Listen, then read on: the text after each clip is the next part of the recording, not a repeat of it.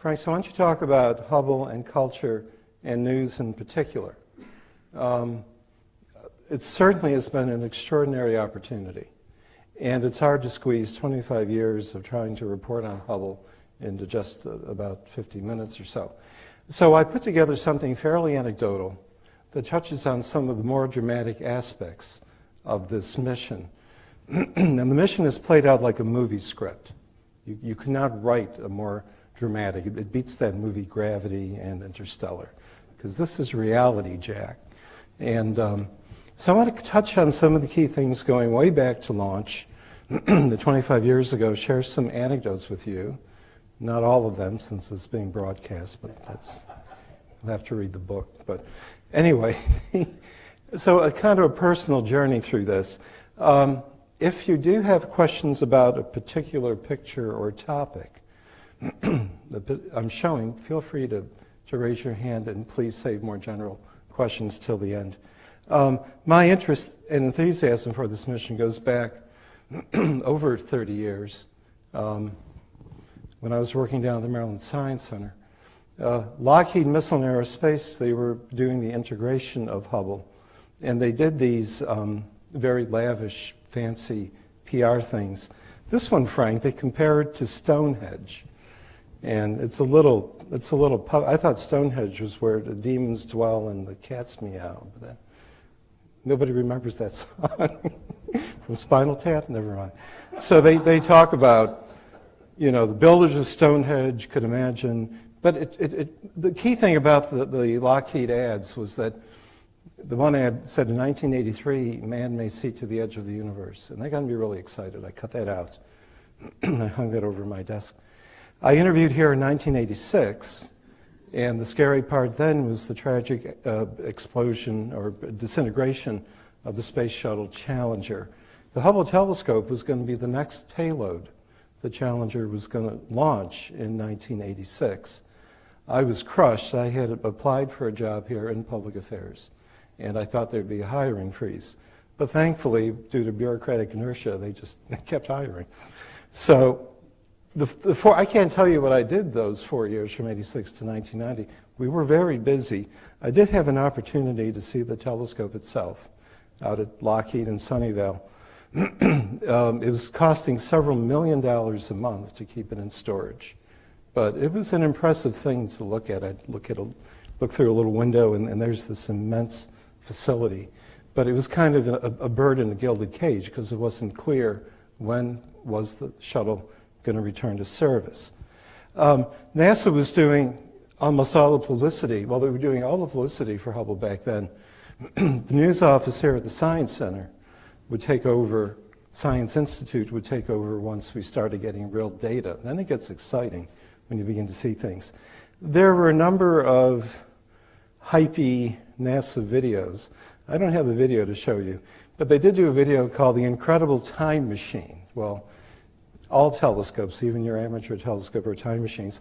But they took clips from Back to the Future, and it's a silly little video where Christopher Lloyd is going, "Holy cow," and they're talking about the wonders of Hubble. But in those years set the stage for this movie script. So this is how Hubble has changed its stripes over the past 25 years. Before launch, some people were complaining that it was being hyped as the be-all and end-all telescope. I think it's proved that in many respects. And it's going to cost $1 billion, which was big money back then. Once we launched and the aberration, the misshapen mirror news came out, we were the $1 billion blunder. And I'm going to talk about that. Well, very few people remember that today. Once we fixed it, in late '93, we were the comeback kid, and Americans love success stories. And Hubble got pumped up, I think, to more fame and notoriety than it would have if it just had been launched and worked perfectly. Certainly from the mid-'90s to the middle of the last decade, we enjoyed tremendous. With Hubble, we picked the lowest hanging fruit, made a lot of exciting discoveries very early on, and I'm going to show you some examples. More tragedy struck in this Perils of Pauline story in the middle of the last decade with the cancellation of the last servicing mission. I'm going to talk about that. But we got that mission back thanks largely to the support of the public who began to treat Hubble like Old Yeller, right? You don't want to shoot it. Our last servicing mission, which has made Hubble what it is today, was canceled and came back. And we've enjoyed a reborn Hubble with some of these spectacular pictures Frank has shown you. What worries me today is that a lot of the stories say the aging Hubble. Hubble is not aging any more than your car might be. I mean, yeah, equipment's wearing. It's not wearing out, and the telescope is a much more powerful telescope than it was when it was first launched. Back in 1997, they put a new computer in the telescope, and Intel 486 for you computer geeks. But Hubble doesn't do Windows and doesn't do the internet, so 486 works good on Hubble. So this was actually the launch 25 years ago. I'm down at Cape Kennedy with the Space Shuttle Discovery behind me. It's a wonderful picture. I'm off on the right there, and you can see that this mission has not aged me at all. It's really kept me. I would like some of my hair back, but besides that, the gentleman in the middle is Professor Colin Norman from Johns Hopkins, and the gentleman at the far left, who was part of the outreach effort here, who does have some notoriety, who I think will get shot on sight if he comes near here, is Eric Chasen, who wrote a book called Hubble Wars. And it's a nice piece of docudrama. It's half truth and half made up, but he never thought Hubble would be a success. Anyway, that's us at launch, extraordinarily exciting. The triumphant deployment back on April 25th, 1990. The media were watching this very closely. One little Hubble had, baby pains. It would shudder when it came from shadow into sunlight. They had a problem with one of the solar arrays unfolding. One night, somebody called here to the front desk, and they wanted to know about the status of Hubble. And the guard said, well, and there was a reception here that night. And the guard said, I really don't know. I don't think I have anybody who can talk to you. And the caller said, I just want to know about the gyros. And the guard said, I don't think they're serving those tonight. So at launch, the great author, the very famous author, Timothy Ferris, really put this in perspective. And we've enjoyed wonderful editorials through the course of this mission. It says more about us the better we can know. It's our equivalent of building the pyramids and Stonehenge, I guess. An interesting anecdote that's not well known, and I can't find the video, is that back at Cape Kennedy, just before launch, the NASA administrator for astrophysics, Dr. Leonard Fisk, was cornered by the news media. They wanted to know what the first thing was Hubble was going to look at. And there was a plan to put in a program of looking at pretty objects, and that was scuttled. And it's described in Chasen's book, but astronomer was a little paranoid about putting out too many pretty pictures too soon. And so Fisk didn't know what he was going to look at, and the media hammered him so hard he agreed in real time to show the very first picture of the very first engineering target. So in May of 1990, this was the NASA terribly boring photograph. Here's taken with a wide-field planetary camera. On the right of an open star cluster, there's a few stars. The NASA TV script said, if the ground-based picture on the left looks better, don't show it. But, and then they had these funny little tentacles. They were like, that's weird. Well, they haven't focused it yet. We didn't know that was the signature of spherical aberration, a defect in the primary mirror. To make things even more bizarre, and then a few weeks later, ESA came out with its faint object camera, and this looks like a world of difference between the two little star images on the right and the fuzzy. But what's missing from this, which was a little bit of trickery, is that those two little star images were only 15% of the light coming through the telescope. The other 85% had been smeared into a skirt or a halo because the telescope could not come to a sharp focus. But to get this out, the image processed it and clipped off the fuzzy stuff, and it looks like a world of difference. So the hardest day on the job for me here was a day in June of 1990 where NASA announced that there was a flaw, a serious flaw in the mirror. So I got very little warning on this, and I go back to my office, I get a call from the New York Times. and I've got to make up something in real time. What does the Institute think about this? Well, people here are ready to cut their wrists and jump off the roof. And in real time, I had to think on my feet and say, well, we're disappointed. And then I had to stick with the NASA party line, which was true. We agree that NASA has said they will commit to repairing what's wrong with the telescope. We'll change how we do observations. But because of the shuttle, we can go back and fix what went wrong. But to come up with a quote that was politically correct and didn't get people upset was a trick, because I had next to no warning. Of course, the mirror, it's not working. The mirror had been ground with the edge too shallow by 1/50th the thickness of a human hair due to the instrumentation used to direct the polishing of the mirror. We had to suffer through all kinds of political cartoons, and we were the we were the Rodney Dangerfield of modern science. And people said, "How did you feel?" I said, "Well, you got to live with it." The two covers that really brought me near a heart attack are here. One is an Australian magazine on the left, and the $1 billion blunder, which just sent people into conniptions. And then our beloved Senator Mikulski called Hubble the techno-turkey. And, I don't know where I found this, but it fit. But and then we were becoming a transitive verb, which really made me sick. Right? The one thing in the media that really drove the folks at NASA crazy, and if I'd watched this movie, I would have had a heart attack, was Naked Gun 2.5 with Leslie Nielsen.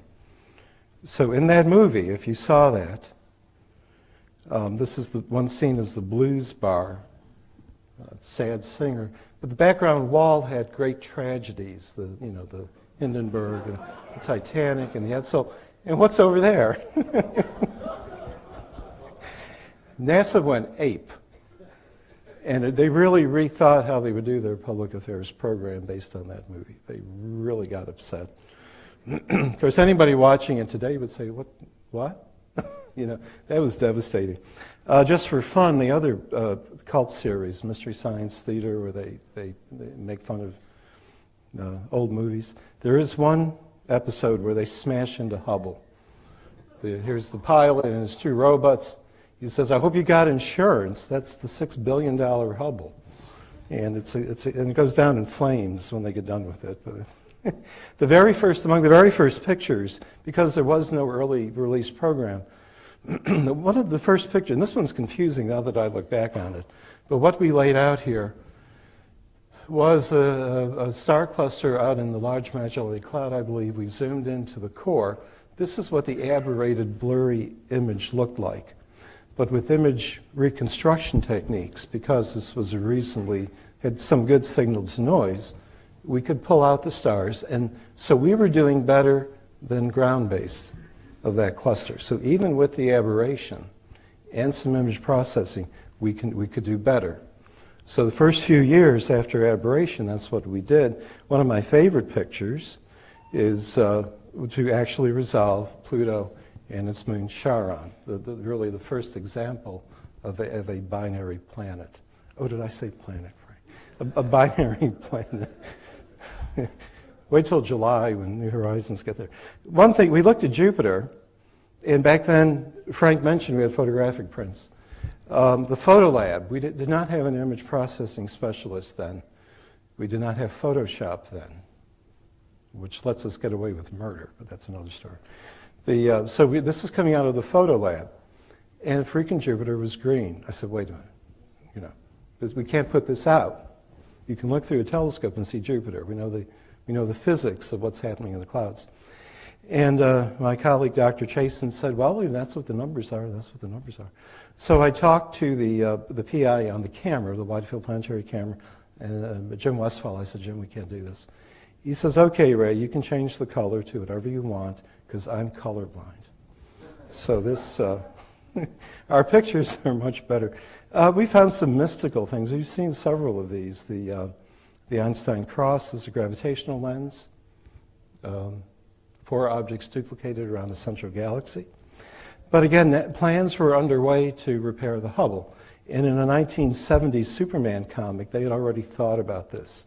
And if you look at the Superman is flying up to what's the Large Space Telescope, and he's going to clean the lens. So he uses his X-ray vision, and he cleans the dust off the lens, not making it too hot that he melts the lens. So we didn't have a Superman, but an engineer, Jim Crocker, who was here, thought of putting corrective optics. It required tremendous precision, required knowing the exact prescription problem with the primary mirror. Then he built this Rube Goldberg device that would actually relay. And he thought of this, honestly, while taking a shower. And it wasn't that he got his best ideas, but he was playing with the shower head. And this was a European shower head. It had XY translation. And so this little gadget for the first generation instruments, it intercepted the aberrated beam, corrected it with very precise mirrors that had the opposite error ground into them. And a mission that was incredibly triumphant in December of 1993, which the public and CNN were transfixed, was the repair mission to Hubble. To replace one of the cameras with a newer camera which had contact lenses built into it, and to retrofit the other ones. So very excitedly, we put out the new pictures. This is what I was talking about. Before this device called COSTAR, Corrective Optics Axial Telescope Assembly, before that went in, most of the light had been thrown into the skirt. With the optics corrected, all of the light of a star. So the one picture that was seminal, that went everywhere, was looking to the core of the galaxy M100. And we were so used to the Hubble pictures, one of the astronomers who was on this early release program said, you know, that doesn't look bad. I said, yeah, you know, that doesn't look bad. I wonder what the new one will look like. So this was the sharp image. Senator Mikulski had the honor of holding it up at Goddard and saying the trouble with Hubble is over, thanks to the Wild Field planetary camera. And I wrote cue cards for her on the back of the picture over the dining room table. So then, of course, we had these fun cartoons, Mr. Magoo and Eye Cleaner and you know, optics test. But this cemented Hubble's legendary status. There were a series of documentaries. This looks like, again, like Gravity, right? But it's really amazing Hubble rescue and all that business. The program Tool Time had the crew with their multi-million-dollar instruments and tools, so they were celebrities. But in 1994, we really turned the corner with the unexpected appearance of a comet that had been ripped apart by Jupiter's gravitational field, Comet Shoemaker-Levy. And that was headed toward a collision with Jupiter just 6 months after we repaired Hubble. Much to the chagrin of my image processor, I said, we need a picture that tells a story. And I don't like these pictures. So we made up a picture. So we took a Hubble, and we said it was made up. We took a Hubble picture of Jupiter, we put in the Hubble picture of the comets, and blammo, they're coming toward Jupiter. And I thought it was a great piece of photo illustration that was widely used. Now the public, they were getting a little crazy about this, which I love. But I will tell you, I was one of the few people in NASA Public Affairs who thought that something might happen. I had a number of scientists and people say, you know, it's like spitting into the ocean. That comet is not going to do anything. So it was a tremendous shock when a young team of astronomers, because the older astronomers didn't want to get egg on their face, so they sent the young astronomers, working with this right below us in the control center, looked at the first image and they were flabbergasted. There's a great video, a jaw-dropping moment when we looked at the first impact, and this was a picture widely disseminated. The internet was coming of age, which is an important thing, and these pictures were suddenly going on the internet. We were a little bit behind. We had to actually make a photographic print and upload that to the internet. But here's the first impact, leaving this mark on Jupiter. And this was probably the most extraordinary and exciting time I've spent on the mission, seeing something happen, unveil. You have no idea what's happening. Every day we would look at new pictures from Jupiter. Hubble gave us the best view ever. And the article stopped saying the repaired Hubble. Now it was just Hubble, the amazing Hubble, the spectacular Hubble, and whatever superlatives I could bring up. That's a serious impact. That's how big that one of those impacts would look if the same comet had hit the Earth. And of course we believe Jupiter helps deflect or gobble up some of these comets. So I would say after mid-1994, Hubble became legendary as the telescope, right? Everybody wanted a Hubble. Now some of the media got carried away. My favorite publication, Weekly World News, had this thing.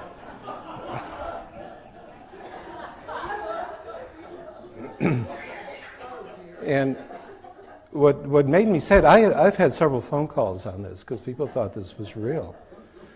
And I said very politely, I said, that's not, they don't tell the truth in that newspaper. What? You know? Where's that publication from? It's published out of Florida, published in the same room as the National Enquirer. And one of the reporters we had here was National Geographic. He worked at National Enquirer. And I said, what was the hardest thing about moving from National Enquirer to National Geographic? He said, I had to take a pay cut. He said, Enquirer, we tell the truth. Those guys at Weekly World News, they're wacko. They just make stuff up. You've seen it a million times, but I do want to tell you the story behind this. The amazing, of course, what's in the middle of this picture that you've all come to revere? Star formation in the Eagle Nebula. This is a view from the ground, and these elephant trunk features are common to all star-forming areas. They're resisting being eroded by bright stars. The people on Hubble thought this one was particularly photogenic. It was relatively nearby, and we could see it edge on. When NASA called me and said we're going to do a press conference about elephant trunks, I said, are you crazy? You know, are you that desperate for news? And then they showed me the picture, and I was awestruck. There's an interesting story behind this picture, though. They got it to fit into the strange field of view of the Wide Field Planetary Camera 2. I'm always asked about this. That was the budget cut to that camera. I'm serious. They couldn't fix all the detectors, and that one went. And but the astronomer, you notice that. But the story I want to tell you, you notice there's a difference. This shows the glow of hydrogen. So this is really a natural color picture. The colors are a little funky here. The stars have turned pink. So the astronomer who did this, Jeff Hester out at Arizona State University, came up with a new technique for processing the color. And let me just show you technically what that meant. So if you look at the Eagle, this is a different target, but the same thing, looking at emission from nitrogen, hydrogen, oxygen, two of these glow in red light, and the other one glows in cyan. Now, the pictures we take are black and white. The colors are added to correspond to the filter once we get it. But if I do that and I combine it, I get something kind of sickly looking. Looks like milk of magnesia. So Dr. Hester came up with the idea, why don't we do the full spectrum, and we'll color the middle wavelength green. So I've got Roy G. Biv here. And that makes for an aesthetically nicer looking picture. And one could argue with more information about the target than the other one. So that was used on the Eagle. And of course, after years of lobbying, we got everybody to agree to rephotograph it with our newer camera. And this reached a circulation of about 1 billion potential readers when we released this earlier this year. So there's only one Beatles, there's only one Eagle. And back in the mid-90s, my video producer and I came up with this title, Pillars of Creation. We were just looking at the picture, thinking of something cool we could say about it, so the name stuck. Back in the mid-90s, Hubble was showing us there was an undiscovered country. There was a new universe. I mean, at very great distances, beyond a few billion light years, galaxies started to get ready. You started to see evidence for galaxy evolution. These were tantalizing pictures. And after much debate, the Institute director at the time, Robert Williams, decided to make a 1-million-second-long exposure, which became the legendary Hubble Deep Field, which is everywhere. And since then, we've gone deeper and deeper, which I'll come back and talk about. You look at a region up near the Big Dipper, again, 1 million seconds. And just to make sure the universe looks the same in all directions, we did the southern deep field, although frankly, it looks different. I think that's the exposure, Frank. So this is Hubble's, all these deep fields, looking all the way back over 10 billion light years, almost to the beginning of time, are one of Hubble's greatest legacies. Another one, which was a little bit contentious, which I found very exciting, was the discovery of circumstellar disks in the Orion Nebula.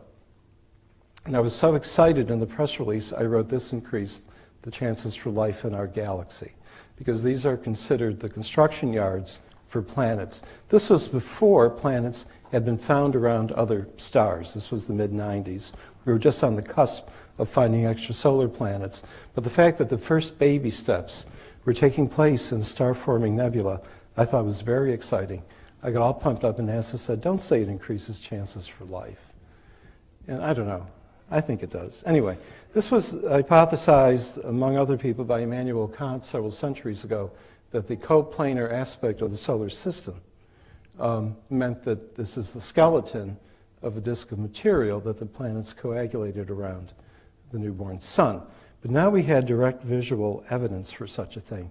So these little things called proplyds, by the researcher Bob Odell.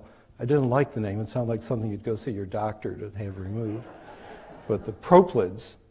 But then there was a competing team that got kind of snarky, and they thought these were not disks. They thought you were looking down on top of one of these elephant trunks. So if I look at a cone, and again, elephant trunks are everywhere. This is a Hubble picture of a star-forming nebula. You can see the little stalactite features.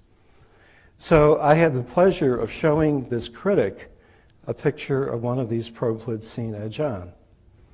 And his jaw dropped. And he said, "Well, I guess some of them are real." But so Frank has done a beautiful animation of this. Is that online somewhere? You fly up to one of these. Yeah. So this really shows us, Hubble really showed us the early embryonic stages of planet formation. In 1997, we were presented with the challenge of 2 new instruments on Hubble, an infrared camera and a spectrometer, imaging spectrometer. Infrared was a challenge because it's not as sharp. It's longer wavelength. So the images are a little bit fuzzier. This is looking at Orion, but we can see deep into Orion in the infrared. Then we have to deal with false color because infrared, we have to arbitrarily assign colors to infrared. So a lot of the pictures suitable for hanging do not come from that camera, the NICMOS, Near Infrared Multi-Object Spectrometer. And then we had another spectrometer, the STIS, Space Telescope Imaging Spectrograph. It was great, though. It was great at finding black holes. This shows the Doppler effect of that quickly spinning the blue shift and red shift. So we put this out. We didn't expect anybody to understand it, but it looked pretty. And I do want to talk about the most infamous picture taken with Hubble. And we got tremendous publicity with this back in 1998. This was announced as the first picture of a planet outside of the solar system. So there's a star here, and a weird little finger that goes down to this object. And with great fanfare, there was a televised NASA press conference that said this was a planet, and the hypothesis, which got a little more bizarre, was that the planet was ejected and had burrowed through interstellar dust, I guess, and light was going down this light tube. It got tremendous publicity. A lot of astronomers got angry because it was not a refereed paper. But NASA pushed very hard. They thought this was so exciting. They did their own refereeing. And so we were tarred and feathered with this for a while, but NASA asked us, and in fact a refereed paper came out. Still, it has become legendary as the Terra B planet after the young researcher who saw it. People now and then will dredge it up and say, back in the mid-90s, you guys are out of control. But I looked for this today, Frank. If I go on AstroPH, there is a paper about this object that is still calling it a candidate protoplanet. The researcher thought it was a background star. There are ongoing ground-based infrared observations. It's weird, whatever it is. It goes through pulsations and all kinds of things. From the 90s, the other big thing was to measure the expansion rate of the universe. Here you see, we use supernovae for that. I did have a picture with little arrows, and I used to say that God put arrows, but you got to find the supernovae yourself here. My little anecdote behind that, and again, there won't be a quiz, but one of the researchers on one of the teams came to me with a graph like this. Now, this was the evidence for dark energy, a mysterious repulsive field that is pushing the universe apart at an ever faster rate. So the researcher, Bob Kirshner up at Harvard, came to me. He had a few of these supernovae plotted. If there was no dark energy, the supernovae would fall along that line. But they were off of that line, showing that some sort of acceleration was taking place. I was all excited, reported it to one of the top people at NASA headquarters, and they said, Ray, I don't believe it. So we had to do a press conference. I don't believe it. You only got 3 data points. Well, the news finally worked its way out. And in fact, the Hubble observations are so good, they can measure the deceleration of space under the gravity from dark matter for about the first, up until about 7 or 6 billion years ago, and then this dark energy kicks in because the volume of the universe is so much bigger, and it goes nuts. This is the only Nobel Prize from Hubble. These are the 2 teams that won that Nobel Prize. Saul Perlmutter out of Berkeley, Brian Schmidt down at the Anglo-Australian Observatory, and Adam Rees right across the street here at Hopkins. So Hubble can get people Nobel Prizes. Let me fast forward into the more melodramatic era for Hubble. And here I am at the launch in 2002 of servicing mission 3B with Wendy Friedman, who was one of the key people who measured the expansion rate of the universe. The geniuses down at Goddard really did a great job. The infrared camera ran out of coolant. It failed, so they put a big-ass radiator on the outside of Hubble. This is like some crazy thing I would think of at home. But they came up with this very clever design, and the NICMOS continue to work. We put in an incredible camera, the advanced camera for surveys, and we had a beautiful early release program. And this was the high watermark for Hubble publicity. We had 4 pictures from that camera make the top of the fold, which is a quaint 20th century term, of the New York Times. NASA went nuts. They thought this was the greatest thing, and they keep telling me, when are we going to get 4 pictures at the top of the fold in the New York Times again? But these were targets that we had selected. There was some debate over what to look at. The one that got most attention was one of these elephant trunk features, which the PI on the camera didn't even want to look at. But we said, oh, it looks cute, it looks kind of weird, let's look at it. We made it a nice blood red color. And this is the famous Cone Nebula, very famous among amateurs. And the other one, people ask me, what's your favorite Hubble picture? This is my favorite. This is the Tadpole Galaxy, interacting galaxy. What excited me about this was not the galaxy itself, but what was in the background. And I was floored. I must have stared at that picture for 5 minutes. I said, this is the way God intended the universe to be seen. You have myriad galaxies, interactions, shapes, colors. It was staggering. Here's the tidal tail of the interacting galaxy, but if you look here, you can hardly see it, but there's a funny little wisp here, maybe a globular cluster that came through that galaxy. You could look at this on a high-resolution monitor. You could look at this for forever, and it just made the universe something completely different than I had thought about. And it got a lot of publicity, too. The high water mark for Hubble came, the New York Times was, in 2002 was so amazed by these pictures. My favorite quote, let me try to read it. Beyond the uniformity of the naked eye universe, there's another universe, the one Hubble discovers with astonishing clarity, a place full of discordant objects, cataclysmic disturbances. Galaxies devour each other. Stars form infernos of gas and dust and light, and they do so against a backdrop of the sky that is unimaginably deep, exciting, poetic, mind-expanding. And these pictures impressed the media and the people of the New York Times to write this wonderful piece. A couple more anecdotes. About that same time, we discovered a minor planet, icy dwarf, whatever you want to call it, a little bit bigger than Pluto. And that started the debate whether Pluto really is a planet. I called the researcher, Mike Brown out at Caltech. I said, it needs a name, Mike. You know, it had a license plate number. And so Mike wrote me back. He said, I've got a name for it. It's called Quoro. And I'm like, what? This is something only Barbara Walters can say. It sounds like I just came out of oral surgery. So I wanted a sexy name that you'd get on Star Trek or something. So it's named after a Southern California androgynous god of some sort, but I don't know. So then we aimed the Hubble at the moon with the new camera, and we were amazed by the clarity of what we saw.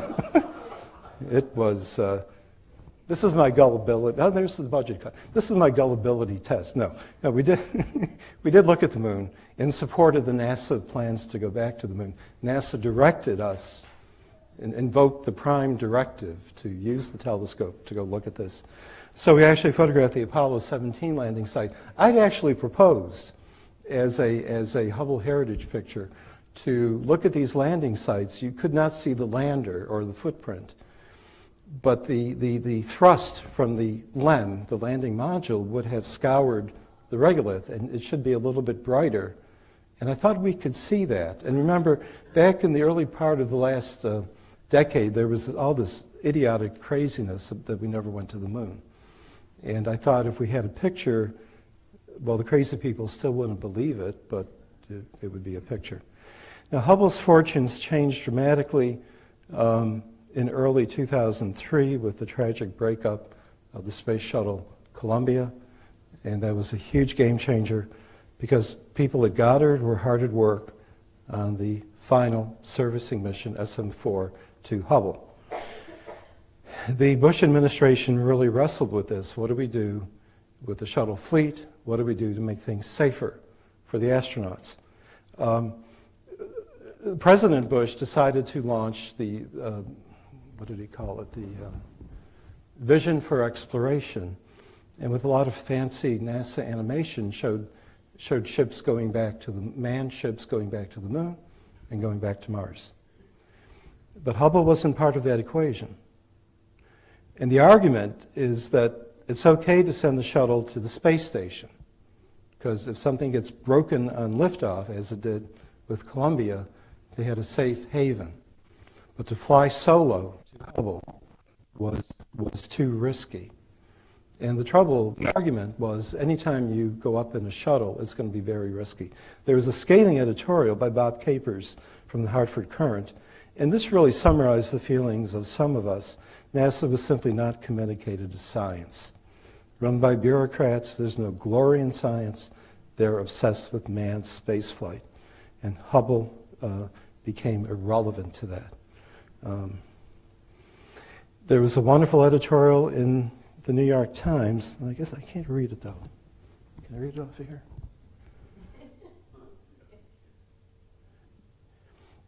In fact, the pictures Hubble has given us rank in importance with the Earthrise from the Apollo moon landing. So Hubble was right up there with the other great accomplishments, and the media picked up on that. Now, a friend of mine, Joe Todorevich, a Hubble historian, said, Ray, you know, it sounds like this is the end of Hubble. You can't upgrade the gyroscopes, you can't put new instruments on. He says, but you know, Hubble has always come back from the dead.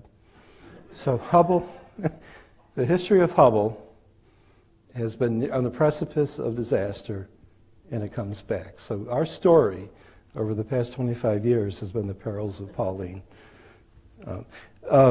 The NASA administrator, Sean O'Keefe, did go to Goddard and say, why don't you build a robot to do it? And he knew damn well Goddard did not have the time, really, to do that. These were designs. An automated craft with a shuttle arm would dock. This little robot, which is a duplicate of what's on the space station, would come out. And it would robotically have tools to pull stuff out and rearrange stuff. Goddard had the technical capability, but it would take years of development for that. Now, but Sean O'Keefe did have a plan B for dealing with Hubble. And these are undocumented, but I think I can share them here. This was plan B.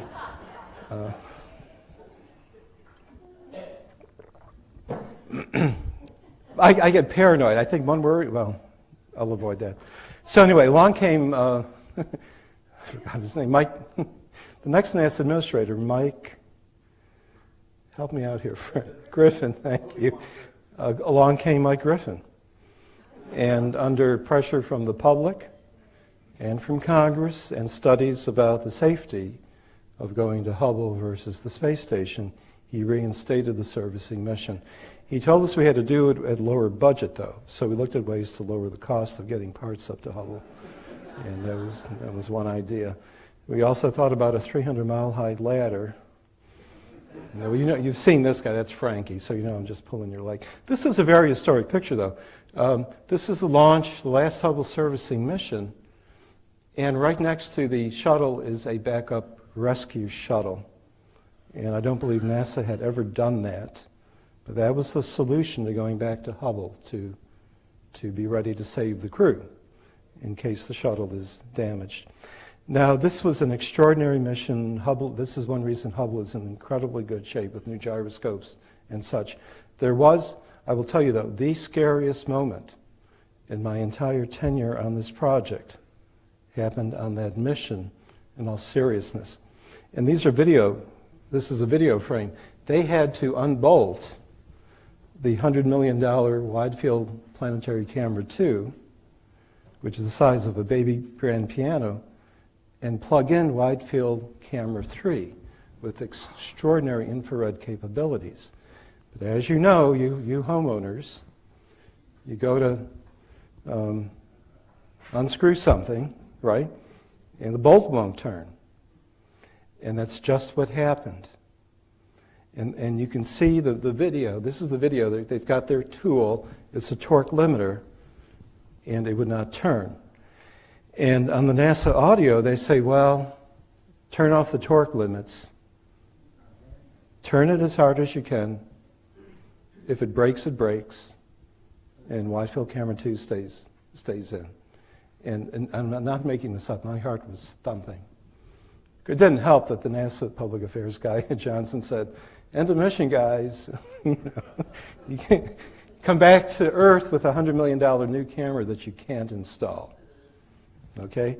This is, and it's not just me talking. This was the Goddard project scientist down at Johnson. And Dave LaCrone. That's a video capture. Now, why is he doing that? Well, he's doing that because the bolt came loose. He's like, oh, gee, thank God. Oh, I have a career. So this was the highest moment of drama and by far the scariest moment for me on the mission. Unlike the previous administration, President Obama called the crew and, whoop, I was going backwards. What am I doing? The previous servicing mission, Obama called the crew to thank them. And one reason he did, we managed to get a picture of Jupiter into the Oval Office. The back room, not the office. But the story goes that it made its rounds through the White House, and finally Obama said, I want it. So he's reminded of that. The one thing the new camera gave us was this extreme panchromatic capability. The idea to go from ultraviolet to near infrared. So that camera has this wonderful palette of colors.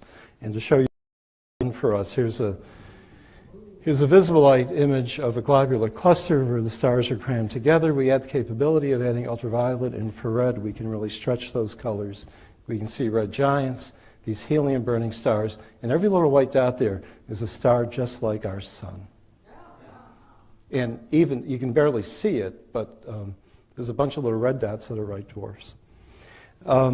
We had a lot of fun looking at the Horsehead. Now this is ground-based. This was a Hubble picture, underexposed, but we looked at it in infrared, and that iconic image really came to life, so much so that the entertainer Elton John wrote I said, we'll give you a print, but send us a print back with your name on it. So that's out in the hallway.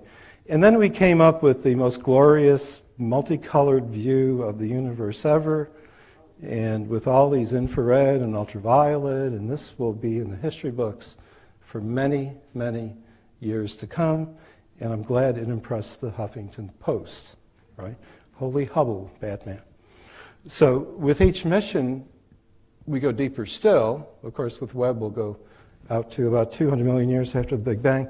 With Hubble, we're working on an even deeper field, though. There's a debate. We have all kinds of names for the extreme deep field, the la. So this is the next deep field that's planned, and we think this will settle that for Hubble. I will say, and Frank will certainly agree with me, it is a delight coming to work every day to look over these pictures. Here's our genius image processor. I think Zolt's given talks here. A couple of our astronomers, and my science writer Donna looking totally quizzled as this astronomer explains what's going on in this gorgeous mosaic in the Large Magellanic Cloud. Let me finish up with just a couple of anecdotes, pictures that have driven people crazy. One was the breakup of an asteroid collision. And I had emails where people thought this was a Klingon warship decloaking. I don't have the pictures. Somebody photoshopped this to death. He got an alien face out of it.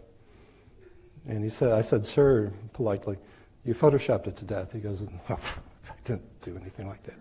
So, and now and then I'll get an email, is this still coming toward Earth?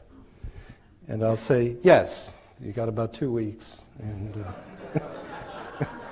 I did make the mistake. I learned not to do this, but got an email from somebody, does Hubble see UFOs?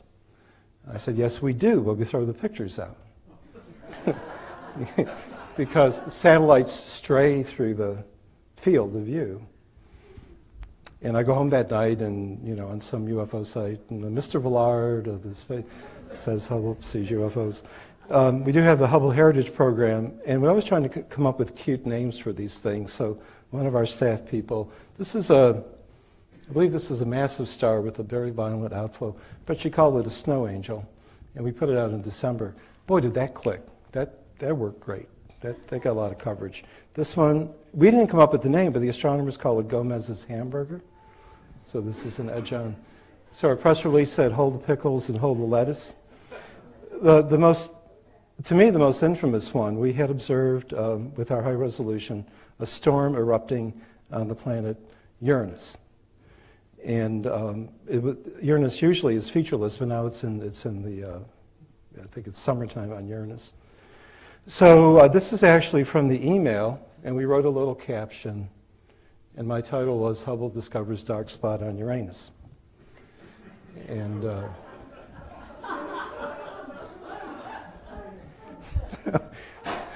this went through about 8 reviewers.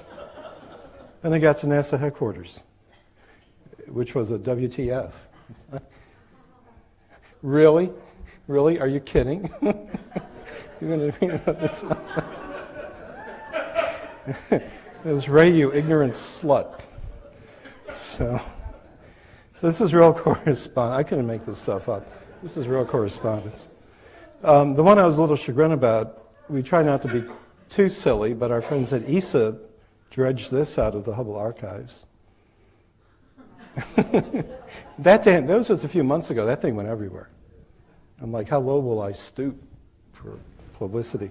So let me finish. So what's planned? What is not going to happen with Hubble is this, although there were pirated pieces of illustration floating around. There will be no plans to return humans to repair Hubble. Hubble is what it is. Hubble is doing great, by the way. If you look at the projections of how the instruments are working and the major systems are working, we should easily make it to the year 2020 and beyond, which means we should be up there when the James Webb Telescope goes up. It has the spacecraft, unless they fall into the ocean. because of a rocket failure. Observatories last much longer than their planned lifetime. But of course the excitement here at the Institute is the James Webb, which will be 100 times more powerful than Hubble, and a wonderful telescope with a mirror the same size as Hubble with a much wider field of view. So this is high definition Hubble. I mean, I need a good name for it. The James Webb, I wish I had got to name it, I would have called it GoldenEye. Right? That sells. So Hubble Deep Field is that big. This thing will look at we'll see. Hubble Deep Field has about 10,000 galaxies. This wide-angle Hubble, for about the middle of the next decade, will see 1 million galaxies in one exposure. And it will tell us a lot about extrasolar planets. So these are all going to be controlled out of the Institute.